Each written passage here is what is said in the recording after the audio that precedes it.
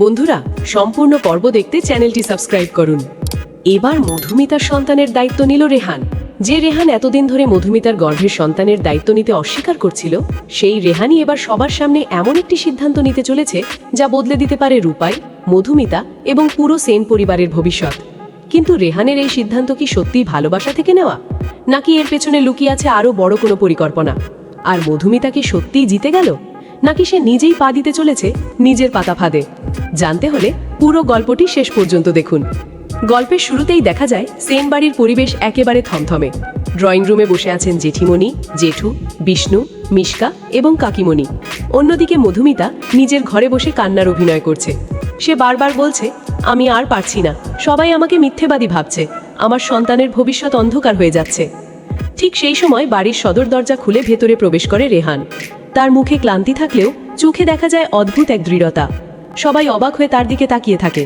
রেহান ধীরে ধীরে ঘরের মাঝখানে এসে দাঁড়ায়। কাকিমণি তাচ্ছিল্যের হাসি দিয়ে বলে, কি হলো রেহান, এবার কি সত্যিটা মেনে নিতে এসেছো? রেহান কয়েক মুহূর্ত চুপ থেকে বলে, হ্যাঁ, আমি একটা সিদ্ধান্ত নিয়েছি। তার এই কথা শুনে সবাই অবাক হয়ে যায়। ঠিক তখনই সিঁড়ি বেয়ে নিচে নেমে আসে মধুমিতা। তার চোখে কৃত্রিম জল। সে ভাবতেও পারেনি রেহান এমনভাবে কথা বলবে। রেহান সবার সামনে দাঁড়িয়ে বলে, যতদিন না পুরো সত্য সামনে আসছে ততদিন আমি মধুমিতার সন্তানের সমস্ত দায়িত্ব নেব। মুহূর্তের মধ্যে পুরো বাড়ি স্তব্ধ হয়ে যায়। রূপাই, যে ঠিক তখনই বাড়িতে এসেছিল জেঠিমণির ডাকে, সে দরজার সামনে দাঁড়িয়ে এই কথা শুনে যেন জমে যায়। তার চোখে আবারও ভেঙে পড়ার কষ্ট ফুটে ওঠে। মধুমিতা মনে মনে আনন্দে আত্মহারা হয়ে যায়। সে ভাবতে থাকে, অবশেষে আমার প্ল্যান সফল হচ্ছে। কিন্তু কেউ বুঝতে পারে না যে রেহানের চোখে অন্যরকম এক আত্মবিশ্বাস লুকিয়ে আছে।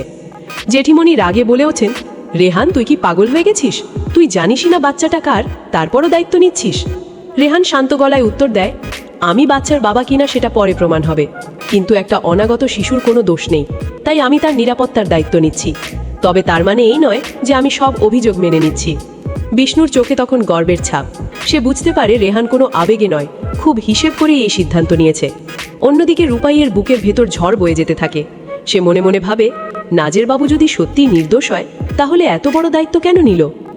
সেদিন রাতেই নতুন এক ঘটনা ঘটে। হাসপাতালে হঠাৎ খবর আসে যে এক প্রসূতি মা এবং তার নবজাত সন্তান রহস্যজনকভাবে মারা গেছে।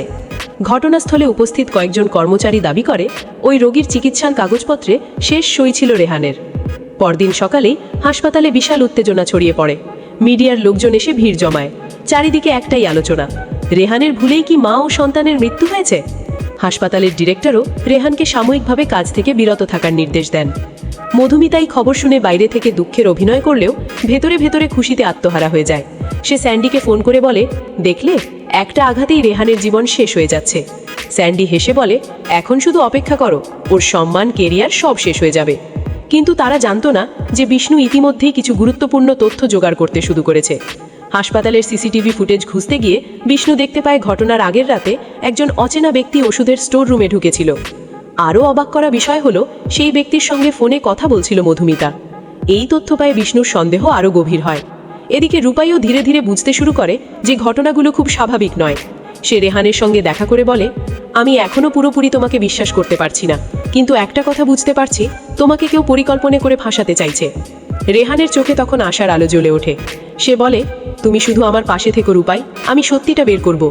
অন্যদিকে মধুমিতা নতুন করে চাপ সৃষ্টি করতে শুরু করে। সে সবাইকে জানায় তার শারীরিক অবস্থা খারাপ হচ্ছে এবং এখন রেহানের আরও বেশি সময় তার পাশে থাকা দরকার। কাকিমণি ও মিশকাও তাকে সমর্থন করতে থাকে। কিন্তু জেঠিমণি এবার চুপ থাকেন না। তিনি স্পষ্ট জানিয়ে দেন, ডিএনএ টেস্ট হবে আর হাসপাতালের ঘটনারও পূর্ণ তদন্ত হবে। এই কথা শুনে মধুমিতার মুখের রং ফ্যাকাশে হয়ে যায়, কারণ সে বুঝতে পারে যতই পরিকল্পনা করুক, সত্য বেশি দিন লুকিয়ে রাখা সম্ভব হবে না। শেষ দৃশ্যে দেখা যায় বিষ্ণুর হাতে একটি পেন ড্রাইভ এসে পৌঁছায়। সেখানে হাসপাতালের সিসিটিভির এমন কিছু ফুটেজ রয়েছে যা পুরো ঘটনার মোড় ঘুরিয়ে দিতে পারে। বিষ্ণু অবাক হয়ে বলে, যদি এটা সত্যি হয় তাহলে শুধু হাসপাতালের রহস্য নয়, মধুমিতার পুরো খেলাও শেষ হয়ে যাবে।